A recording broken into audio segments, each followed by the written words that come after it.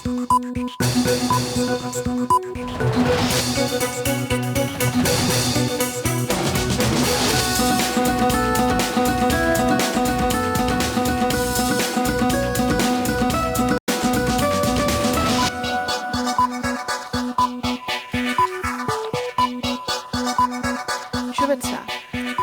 দুপুরের মাছরাঙা সংবাদে আপনাদের সঙ্গে আছে আমি সাবরিনা হাসনাত। শুরুতেই গার্ডিয়ান লাইফ ইন্স্যুরেন্স সংবাদ শিরোনাম। নির্বাহী আদেশে আগামীকালের মধ্যেই জামায়াতকে নিষিদ্ধ করা হবে জানালেন আইনমন্ত্রী। আইনগত দিক খতিয়ে দেখতে বিকেলে বৈঠক। কোটা আন্দোলনকারীদের উপর গুলি না চালানোর নির্দেশনা চেয়ে রিটের কাল ফের শুনানি। আন্দোলনের সহিংসতা ও মৃত্যু খুবই দুঃখজনক বলেছে হাইকোর্ট। এবং চলমান অস্থিরতায় অস্তিত্ব সংকটে দেশের হোটেল মোটেল ব্যবসা ঘুরে দাঁড়াতে দরকার সরকারি সহযোগিতা ও জনসচেতনতা বলছেন সংশ্লিষ্টরা। এবারে বিস্তারিত। আগামীকালের মধ্যে জামায়াতকে নিষিদ্ধ করা হবে বলে জানিয়েছেন আইনমন্ত্রী আনিসুল হক। দুপুরে সচিবালয়ে সাংবাদিকদের একথা বলেন তিনি। আইনমন্ত্রী বলেন, নির্বাহী আদেশেই জামায়াতকে নিষিদ্ধ করা হবে। এ নিয়ে বিকেলে স্বরাষ্ট্র মন্ত্রণালয়ে স্বরাষ্ট্রমন্ত্রী সহ সংশ্লিষ্টদের সাথে বৈঠকের কথা রয়েছে। আইনমন্ত্রী জানান, এই বৈঠকে সিদ্ধান্ত হবে আইনের কোন ধারায় কি ব্যবস্থা নেওয়া হবে। এর আগে 2013 সালের 1 আগস্ট জামায়াতে ইসলামের নিবন্ধন বাতিল এবং অবৈধ ঘোষণা করে রায় দেন হাইকোর্ট। এরপরে 2018 সালের 7 ডিসেম্বর বাংলাদেশ জামায়াতে ইসলামের নিবন্ধন বাতিল করে প্রজ্ঞাপন জারি করে নির্বাচন কমিশন। কোটা আন্দোলনকারীদের উপর গুলি না চালানো ও কোটা সংস্কার আন্দোলনের 6 সমন্বয়কের ডিবি হেফাজত থেকে মুক্তির নির্দেশনা চেয়ে করা রিটের শুনানি আজকের মতো মুলতবি করেছে হাইকোর্ট। কাল ফের শুনানি হবে। সকালে বিচারপতি মোস্তফা জামান ইসলাম এবং বিচারপতি SM মাসুদ হোসেন দোলনের সমন্বয়ে গঠিত হাইকোর্ট বেঞ্চে এই শুনানি হয়। আইনজীবীরা জানান, শুনানিতে হাইকোর্ট বলেছেন, শিক্ষার্থীদের আন্দোলনে সহিংসতা এবং মৃত্যু খুবই দুঃখজনক। এই ঘটনায় আমরা লজ্জিত। 6 সমন্বয়কের মুক্তি প্রসঙ্গে বলেন, প্রচলিত আইন অনুযায়ী এই 6 জনকে ডিবি পুলিশ হয় গ্রেফতার দেখাবে নয়তো ছেড়ে দেবে। হাইকোর্টের সংশ্লিষ্ট শাখায় সুপ্রিম কোর্টের আইনজীবী মঞ্জুর আল মতিন এবং আইনুন নাহার সিদ্দিকা এই রিট করেন। যারা কোটা আন্দোলনকে কেন্দ্র করে গুজব রটিয়েছে তাদের বিরুদ্ধে কঠোর ব্যবস্থা নেওয়া হবে বলে জানিয়েছেন আওয়ামী লীগের সাধারণ সম্পাদক ওবায়দুল কাদের। সকালে বঙ্গবন্ধু এভিনিউয়ের কেন্দ্রীয় কার্যালয়ে আওয়ামী লীগের যৌথ সভা শেষে তিনি একথা বলেন। তিনি আরও বলেন, সাধারণ শিক্ষার্থীদের অকারণে আটক করা হচ্ছে। বিএনপির মহাসচিব মির্জা ফখরুলের এমন বক্তব্যকে ভিত্তিহীন দাবি করে ওবায়দুল কাদের বলেন, সাধারণ শিক্ষার্থীরা যাতে হয়রানির শিকার না হয় সেই বিষয়টি গভীরভাবে পর্যবেক্ষণ করা হচ্ছে।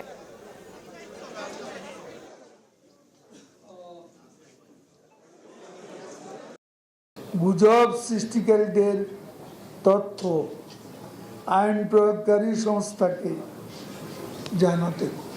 এই ঘটনা প্রবাহে আমরা আওয়ামী লীগের লোকেরা, আমাদের কর্মীরা, আমরা আক্রান্ত, আমরা আক্রমণকারী ছিলাম না।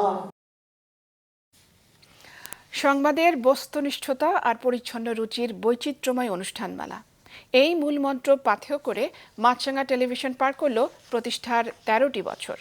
নতুন স্বপ্ন এবং পরিকল্পনার আলোয় বেসরকারি টেলিভিশন চ্যানেলটি সাজাতে চায় আগামীর পথ চলা। রিপোর্ট করছেন মৌমিতা জান্নাত।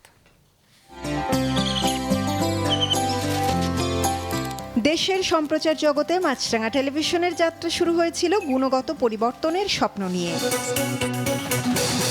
বস্তুনিষ্ঠ সংবাদ, সুস্থধারার বিনোদন আর সর্বাধুনিক প্রযুক্তি নিয়ে উদ্দীপ্ত পথ চলায় 13 বছর পেরিয়ে স্বপ্নের বুনন এখন অনেকটাই পোক্ত। সৃষ্টিশীলতা আর অভিজ্ঞতায় নিজেকে আরও সমৃদ্ধ করে 14 বছরে পা রাখছে পরিণত এক মাছরাঙা। সবাইকে আমন্ত্রণ জানাচ্ছি মেরিল মিল্ক সোববার রাঙা সকাল অনুষ্ঠানে।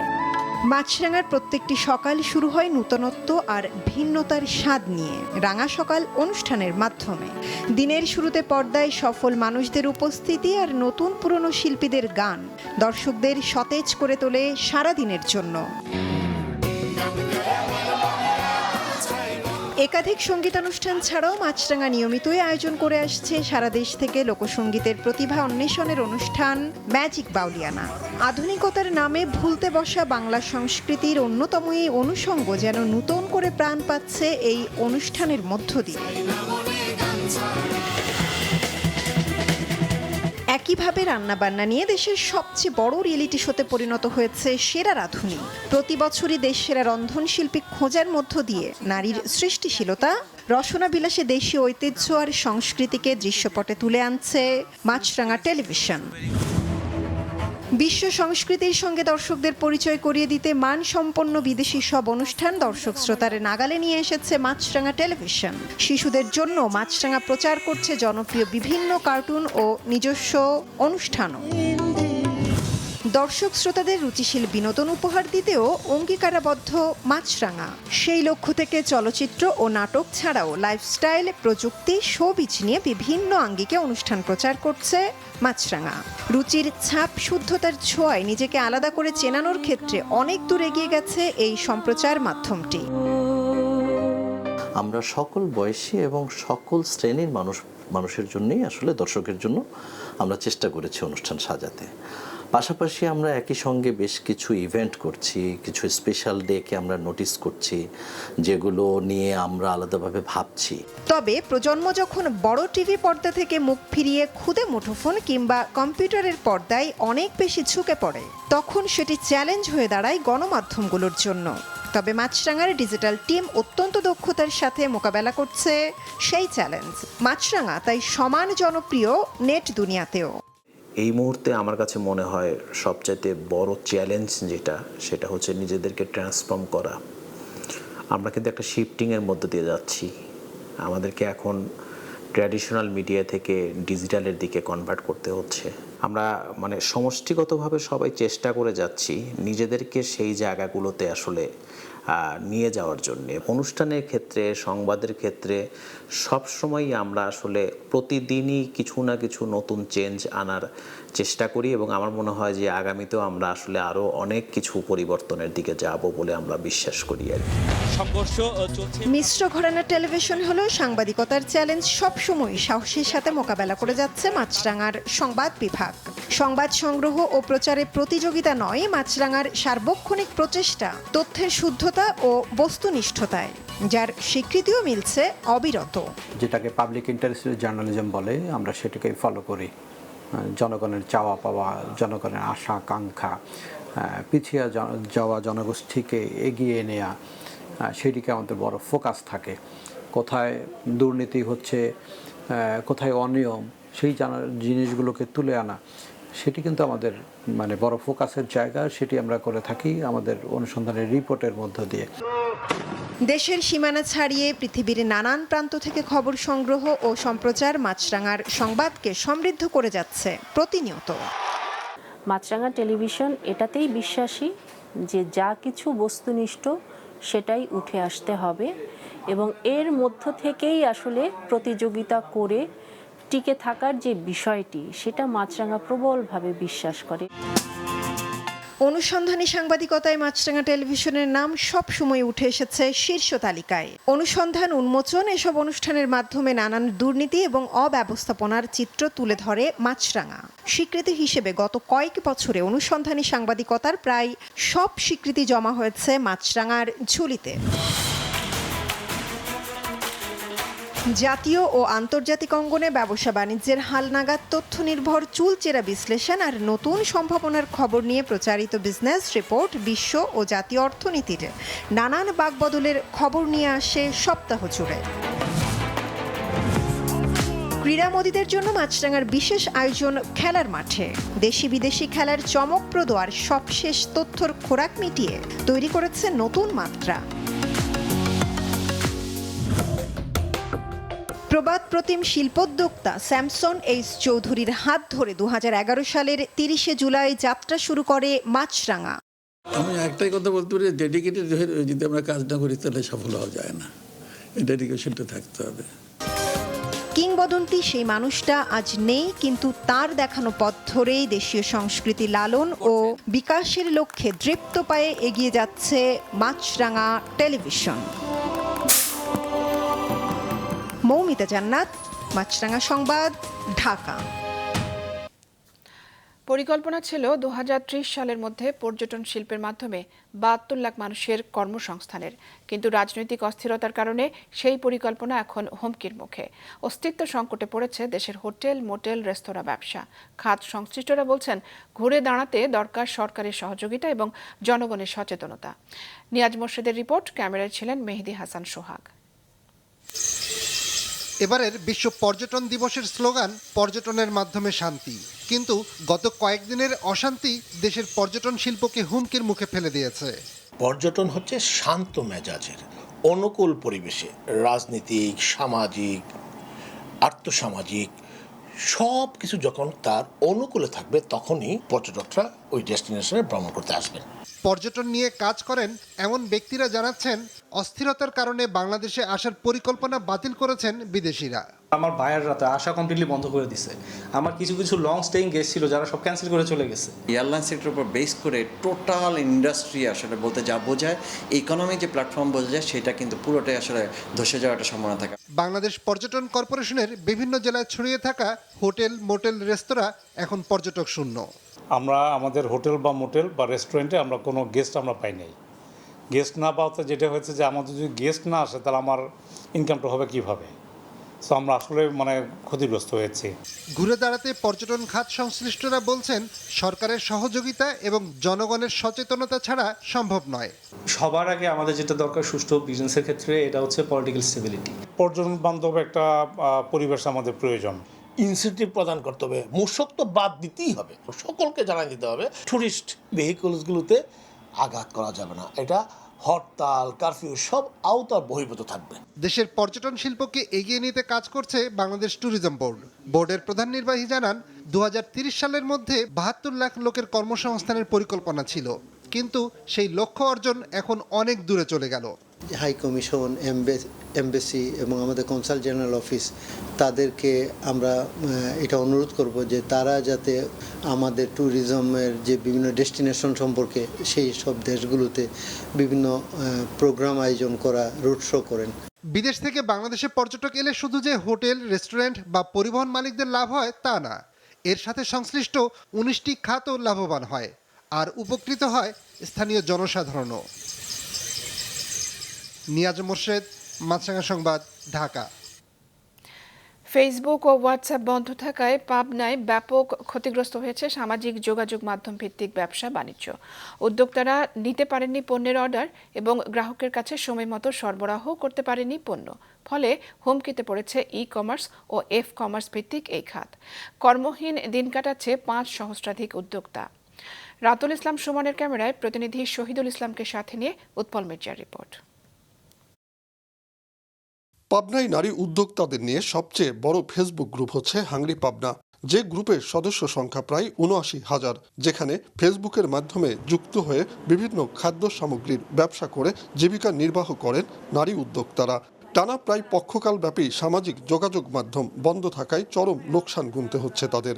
নেটওয়ার্ক বন্ধ থাকার কারণে আমাদের অনেক কাস্টমার আমাদের সাথে যোগাযোগ করতে পারেনি। যেই সাময়িক প্রেক্ষাপটের জন্য যে অনলাইনটা কিছুদিন বন্ধ ছিল, এটা আমরা মোটামুটি অনলাইন বেস যারা বিজনেসম্যান সবাই প্রচুরভাবে ক্ষতিগ্রস্ত হয়েছি। এমনকি কুরিয়ারে যেসব মালপত্রগুলো ছিল তারা সেগুলোও নষ্ট হয়েছে।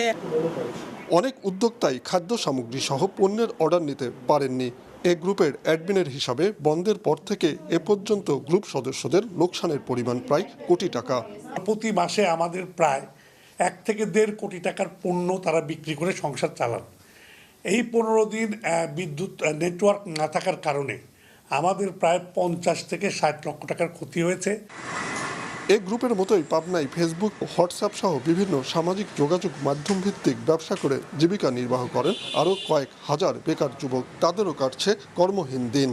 আমাদের মূল বিজনেসটা ডিপেন্ড করে হচ্ছে ইন্টারনেট এবং ফেসবুকের উপরে, কিন্তু এই ইন্টারনেট এবং ফেসবুক ডাউন হওয়ার কারণে আমরা কিন্তু লাখ লাখ টাকার ক্ষতির সম্মুখীন হচ্ছি। আমরা আমাদের কাস্টমারের কাছে সঠিক সময়ের মধ্যে প্রোডাক্টগুলো ডেলিভারি দিতে পারতেছি না। ফেসবুকে এসব যুবক জেলার ঐতিহ্যবাহী ঘি, মধু, সরিষার তেল, দই, মিষ্টি সহ নানা পণ্যের অর্ডার নিয়ে সরবরাহ করতেন সারা দেশের গ্রাহকদের কাছে। অথচ সামাজিক যোগাযোগ মাধ্যম সচল না হয় চরম বিপাকে পড়েছেন তারা। ফেসবুকে আমরা কানেক্ট হতে পারতেছি না আমাদের কাস্টমারদের সাথে, পাশাপাশি হোয়াটসঅ্যাপ যে ওয়ার্ল্ড ওয়াইড জনপ্রিয় যে একটা মাধ্যম, সেটাও আমাদের আনঅ্যাভেলেবল। সো আমরা টোটালি একটা ডিজাস্টার মুভমেন্টের মধ্যে আছি। স্মার্ট বাংলাদেশ গড়ার প্রত্যয়ে গড়ে ওঠা এসব অনলাইন ভিত্তিক ব্যবসা বাণিজ্য রক্ষায় ইন্টারনেট সেবা চালু সহ সামাজিক যোগাযোগ মাধ্যমের উপর বিধিনিষেধ তুলে নেওয়ার দাবি স্থানীয় উদ্যোক্তাদের। উৎপল মির্জা, মাছরাঙা সংবাদ, পাবনা। আজ পাবনার ঐতিহ্যবাহী অন্নদা গোবিন্দ পাবলিক লাইব্রেরির ১৩৪তম প্রতিষ্ঠাবার্ষিকী। এই উপলক্ষে লাইব্রেরির উদ্যোগে অনুষ্ঠিত হয়েছে শিশুদের রচনা, চিত্রাঙ্কন, ছড়া ও কবিতা আবৃত্তি প্রতিযোগিতা। গতকাল বিকেলে লাইব্রেরির স্যামসন এইচ চৌধুরী মিলনায়তনে এই প্রতিযোগিতায় জেলার বিভিন্ন শিক্ষা প্রতিষ্ঠান থেকে শতাধিক প্রতিযোগী অংশগ্রহণ করে। প্রতিযোগিতায় বিচারক হিসেবে উপস্থিত ছিলেন লাইব্রেরির মহাসচিব আব্দুল মতিন খান, সরকারি বালিকা উচ্চ বিদ্যালয়ের অবসরপ্রাপ্ত প্রধান শিক্ষক রুকসানা খানম এবং জেলা কালচারাল অফিসার মারুফা মঞ্জুরি খান সৌমি। বিকেলে আলোচনা সভা এবং প্রতিযোগিতার পুরস্কার প্রদান করা হবে। 1890 সালের 30 জুলাই প্রতিষ্ঠিত প্রাচীন এই লাইব্রেরি সাহিত্য, সংস্কৃতি আর জ্ঞান বিকাশে গুরুত্বপূর্ণ ভূমিকা রাখছে।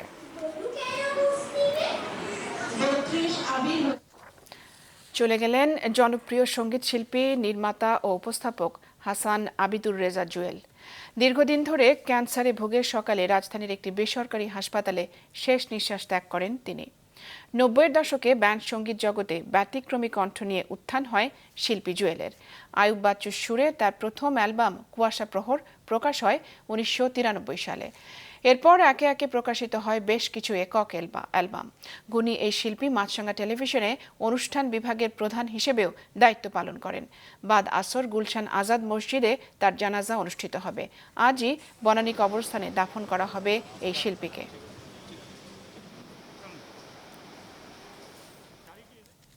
আমার ভাই হাসান আবিদুর রেজা জুয়েল প্রায় 13 বছর ধরে ক্যান্সারের সঙ্গে যুদ্ধ করে আজকে আল্লাহর কাছে চলে গেছে। আমরা জানি এবং আশা করি ওর জন্য আপনাদের দোয়াটা জারি থাকবে। এদিকে আরেক জনপ্রিয় সঙ্গীত শিল্পী শাফিন আহমেদের দ্বিতীয় জানাজা গুলশান আজাদ মসজিদে অনুষ্ঠিত হয়েছে। বিকেলে বনানী কবরস্থানে দাফন করা হবে তাঁকে। তার প্রথম জানাজা হয় যুক্তরাষ্ট্রের ভার্জিনিয়ায়।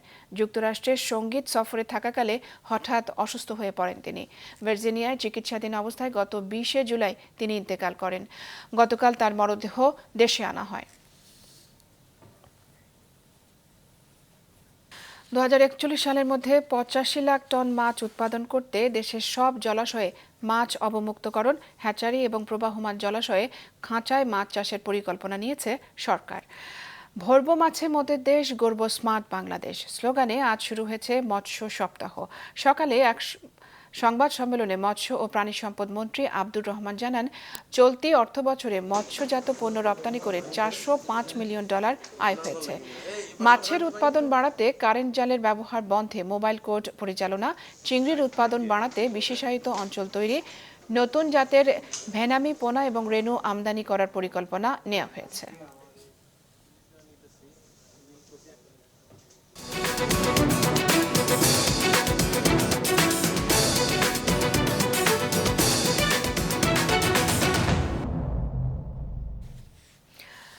ভারতের কেরালায় ভারী বৃষ্টিতে সৃষ্ট ভূমিধসে প্রাণহানির সংখ্যা বেড়ে 44 জনে দাঁড়িয়েছে, নিখোঁজ বেশ কয়েকজন।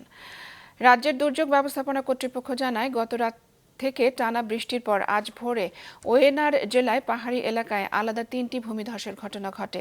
এর ফলে অন্তত 100 মানুষ আটকা পড়ে। এরই মধ্যে উদ্ধার কাজ শুরু করেছে কেন্দ্রীয় দুর্যোগ মোকাবেলা সংস্থা NDRF এর কর্মীরা। তবে ভারী বৃষ্টির কারণে উদ্ধার কাজ ব্যাহত হচ্ছে। ক্ষতিগ্রস্তদের সব ধরনের সহায়তার কথা জানিয়েছেন কেরালার মুখ্যমন্ত্রী পিনারাই বিজয়ন।